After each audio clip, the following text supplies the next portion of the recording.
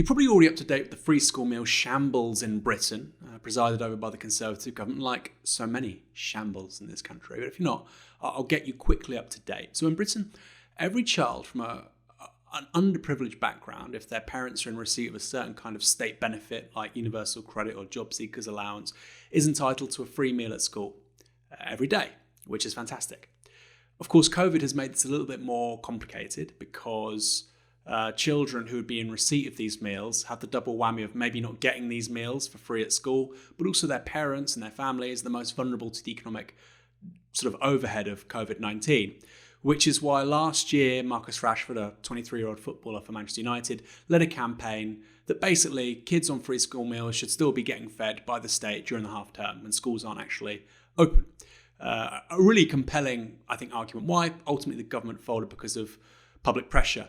This has become a salient issue again because Britain right now is facing catastrophe. More than 100,000 people have died.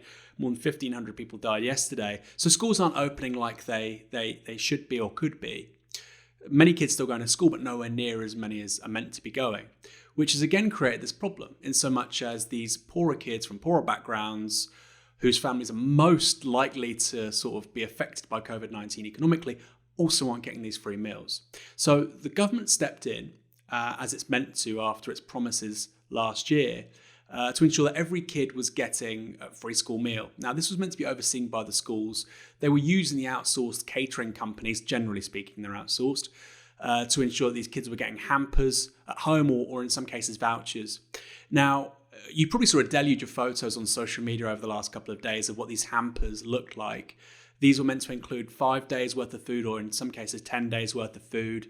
But what you were seeing was often a loaf of bread, half a bell pepper, some bottled water, a pint of milk. You know, one image had a takeaway milkshake cup with some tuna put in it. I mean, you know, a quarter of an onion, a bit of carrot. It was absurd. You know, it was Charles Dickens meets iPhone 12. It was really disgusting, frankly. And obviously the government couldn't defend this. I made a video about how this really, I think, is emblematic of everything that's wrong with outsourcing in this country. But I thought an interview in response to this by Matt Hancock on Good Morning Britain with Piers Morgan and Susanna Reid was probably the worst political interview I've ever seen in Britain. So let's watch that right now. This is an interview between it's important to say this, the Secretary of State for Health, Matt Hancock, and Good Morning Britain. This is yesterday morning. So let's watch this. Well, I'm glad they've apologised. They've clearly got to up their game. Yeah, but you're the health secretary, and this is the health of the poorest kids in the country. You are allowed to say to them, I don't want to see another bottle of water in any of these parcels again. Use your money more wisely. I want to see good, high-quality food. I'm really glad that we're able to send out food for those who receive free school meals when schools are in, and I'm really glad that we're able to do that when schools are out. If you're that glad, can I just ask you a difficult question? Why did you vote against it? Well, I'm really glad we were able to put it into place. Yeah, but if you're that glad about being able to put it into place, again, why did you, as Health Secretary, vote against this? Well, because the reason that I'm glad now is because we've been able to sort that out and put it in place. Well, the reason you're glad now is that you got shamed. No, thanks to you. Let's be honest, you got shamed into it by a football player, a young football player with a conscience, who managed to prick the conscience of you and the government. Do you regret now, given how glad you are that it's now happening, do you regret voting against it? Well, of course, I'm pleased that we're making sure that. That wasn't the question. I just asked if you regretted. But hang on, it's a very important question because you wouldn't have done it without Marcus Rashford campaigning. My question for you is, given how glad you now are that it's happening, do you regret voting against it? It's a yes or no. Well, as I say, I'm really glad that it's happening now. But do you regret it? Do you regret voting against it? Well, I'll put it this way. In the first lockdown, we took this action. And now, as you say, we're in a second. Secretary, you only have to say yes or no, whether you regret it. You either regret it or you don't. Well, I'm really glad that the situation's been resolved. So you regret voting against it?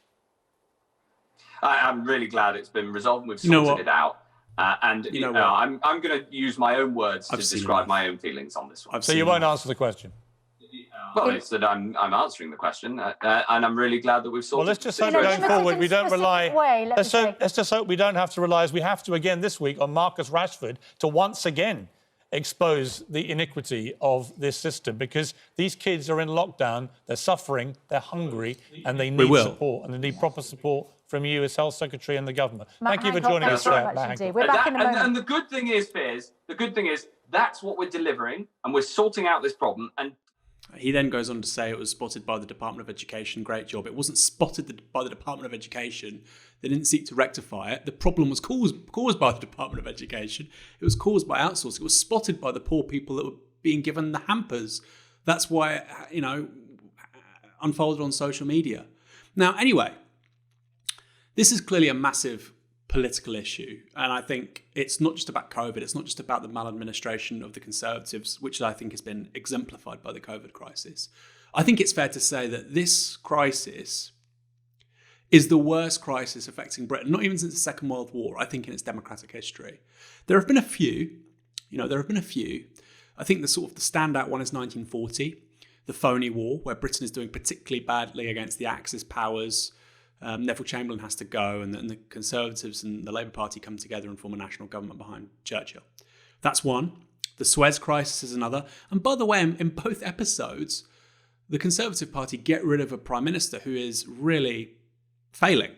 And I haven't seen a single call for Boris Johnson to resign. 100,000 people have died. 100,000 people have died. And people can say, well, there's France, there's Spain, there's Italy. We're kind of pulling away now. Right? More than 1,500 people died yesterday. We're kind of pulling away now. How much worse are we going to have to do than even the worst other countries in Western Europe before this becomes a conversation we need to have? And by the way, we had a 2-week head start on Italy the first time round. So I don't really buy that as an argument. But anyway, going back to Matt Hancock, this guy is the Secretary of State for Health. He's in charge of effectively the biggest department by spend of all the major sort of players in the cabinet. If you talk to the average person, you say, can you recognise any of these politicians? Obviously Boris Johnson, the Prime Minister, to a lesser extent the Chancellor of the Exchequer, Rishi Sunak, and then probably Matt Hancock, because he's on the television, he's fronting the most important ministry basically in British politics. And the NHS also has this huge emotional significance for people. So he's an important person. He comes across as slimy, a liar, can't give a straight answer, and just utterly reprehensible from a moral standpoint. And this is a question for anybody who's watching this and who voted Conservative in the last general election. Do you honestly think this guy should be the Secretary of State for Health?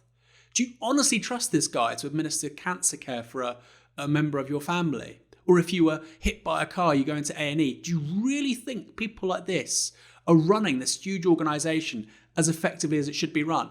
Do you seriously believe that? Really? I find that incredibly hard. I find that impossible to believe. I think this is what we would call the sunk cost fallacy, when you've basically fucked up so badly, you're so deep in your own screw up, you can't admit you're wrong because you've already gone so far, in for a penny, in for a pound.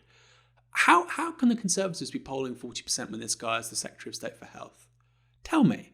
He can't give an honest yes-no answer. Do you regret voting for this thing, which you're now saying you're really grateful to see, and even though it happened and you voted against it, it's been delivered and implemented so poorly that it's then created another national uproar, but you're then happy that that's been sorted? How many fuck-ups are you allowed?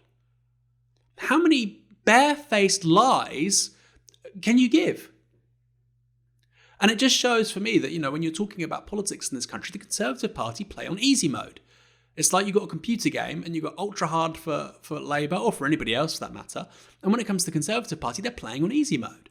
Now, this is not just a sort of observation for people who are interested in politics or who are members of political parties. This is now having real world implications for all of us.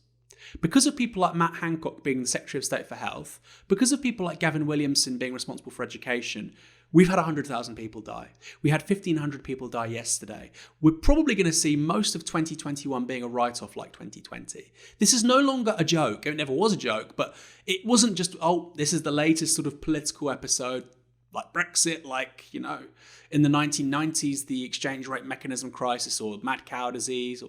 This is a really significant crisis for people in this country right now. It's going to affect all of our lives. It's going to affect your living situation, your job, your health, the health and well-being of your friends and family. your mental health. This is huge. At what point do people say, this chump should not be running such an important department? He can't even give a yes-no answer about, obviously, such a clear and brazen fuck-up. What is going on, right? What is going on? This isn't even a rant. I'm puzzled. I am genuinely puzzled that the Tories are polling 40%. I'm genuinely puzzled. I say, as long as house prices are going up and they deliver Brexit, they get 40%. I always said that, which is why, by the way, all the big brain James O'Brien's, sort of people, all the sort of people that were saying, Labour should be 20 points ahead, they were always wrong, by the way. Labour have a structural problem in this country because, like I say, the Tories play on easy mode. But 100,000 people have died. 100,000 people have died, and yet this is the performance that the Secretary of State of Health can get away with. In Vietnam, 35 people have died. Yesterday, almost 50 times the number of people that have died in Vietnam since January died in one day in Britain. 50 times. We're becoming... I think Britain actually, over the last 10 years, I think it's moving in many respects into developing country status. It is. And people will point to, GDP per head. You do that. By the way, it's completely out of kilter with reality. It's completely shaped by the ultra-rich and London. Look at public services. Look at, GDP per capita measured by price purchasing parity in certain regions of the country. It's beginning to look like a developing country. Look at public services. Look at its response to this pandemic. It's beginning to look like a developing country. That's not meant to be an insult to developing countries. Britain is an incredibly affluent country. It's screwed over a lot of the world for a couple of hundred years. It's meant to have the resources to be able to deal with these issues much better. Why can't it? Why can't it? Because it has an economic model, including privatisation, including outsourcing, which means that even feeding children from poor backgrounds in a pandemic is an opportunity to make profit. Even that. Nothing is not up for grabs when it comes to shareholders of major companies skimming from the poorest. Nothing is off limits. Nothing.